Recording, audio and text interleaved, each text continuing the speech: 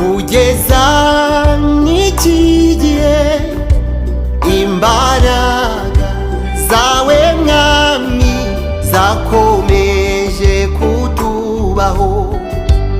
Imigambi ya sekibi mibi yo kuduhitana waritambitse mwami Imana mazura yidu